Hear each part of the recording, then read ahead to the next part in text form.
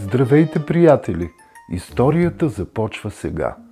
Магическа история, в която доброто винаги побеждава.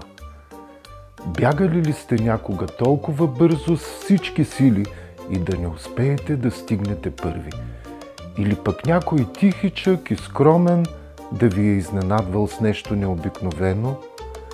Днес ще срещнете заекът Дани, който обича състезанията, и костенурката Тина, която никога не бърза. Но ако гордият заек срещне търпеливата костенурка, кой ли ще излезе победител? Историята се нарича Костенурка и заек. Състезание с часовник. Да видим какво се случи. Заекът Дани беше умесен от две съставки – бързи крака и гордост. Бързото му препускане правеше вихрушка, която засмукваше пеперудите като влакче в Луна парк. Стряскаше бръмбари и калинки и оставяше прахоляки и изумление след себе си. Аз съм най-бързия в цялата гора, провикваше се Дани. Мога да спечеля всяко състезание, дори и ако бягам на заден ход. Пред него мина костенурката Тина бавно и спокойно, както обикновенно, черупката й проблесна от слънчевите лъчи. Тя не бързаше, тя никога не бързаше. Не бързаше вчера, не бързаше и днес. Тина, винаги ли си толкова бавна? Присмя се Дани. Ако се състезаваме, аз ще ходя, ще се нахраня, ще си дремна и пак ще те изпреваря. Тина повдигна бавно глава и спокойно отговори. Хайде да се състезаваме, Дани. Хайде да видим. Новината се разпространи бързо в гората. Животните се събраха, бърборейки развълнувано помежду си.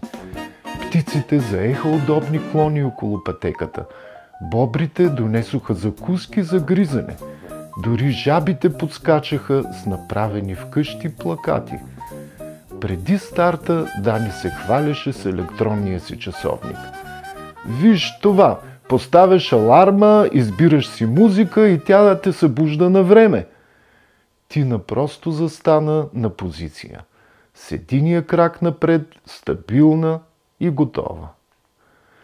3, 2, 1, готови, старт! Извика катеричката Рефер. Дани хукна като стрела. Тина тръгна спокойно с ритмична стъпка. Много напред на Дани му стана скучно да бяга сам и спря. Твърде лесно, прозя се той. Дани намери сенчесто дърво, постави аларма на часовника и се опъна удобно да подремне. Много назад Тина продължаваше да върви неспирно, с бавни, но сигурни стъпки. Пип, пип, пип, засвири часовника. Дани скочи, огледа се и се усмихна. Тина го беше подминала малко напред по пътеката. О, Тина, все още участваш! Заслужаваш похвала! Дани я изпревари като вихър, махайки закачливо. Не се отказвай, Тина! Тина се усмихна тихичко. Тя продължаваше напред, стъпка по стъпка, по стъпка по стъпка. След още едно образцово препускане Дани спря. Ще отдъхна още веднъж. Това състезание е вече в джоба ми. Той настрои алармата на часовника и се излегна, а сънищата заплуваха леко, като пухкави облаци. Тина продължаваше спокойно с равномерни стъпки. Бзззз!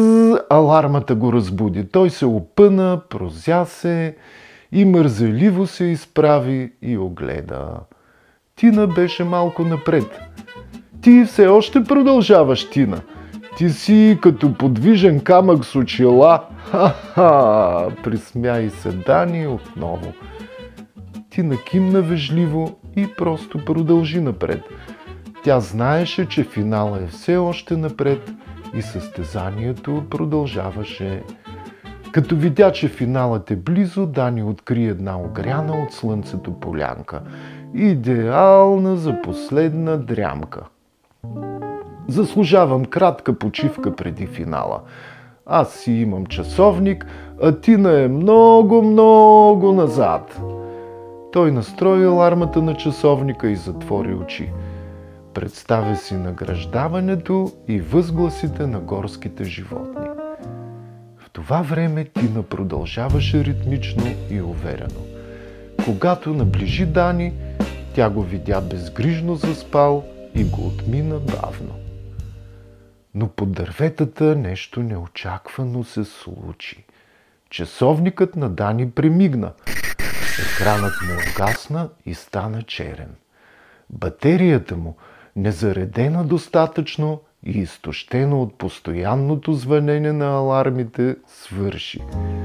Дани спеше спокойно, безгрижно и дори похъркваше тихичко. През това време Тина продължаваше напред, стъпка по стъпка, по стъпка, по стъпка и още една крачка и Тина пресече финалната линия. Радостни възгласи и ръкопляскане изпълниха гората. Листата танцуваха, чуха се весели подсвирквания. Дани се стресна от шумотевицата. Чакайте, какво става? Той хукна към глъчката, но вече беше твърде късно. Тина стоеше гордо от другата страна на финала.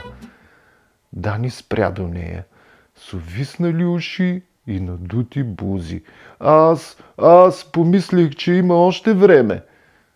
Тина се усмихна вежливо. Ти смяташе, че бързането е най-важно, но понякога по-важно е да не спираш, а да вървиш напред.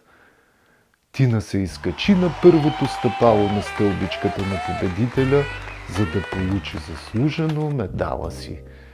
Животните дискутираха победата, която показа, че бавния и стабилния побеждава, когато не спира и не се отказва.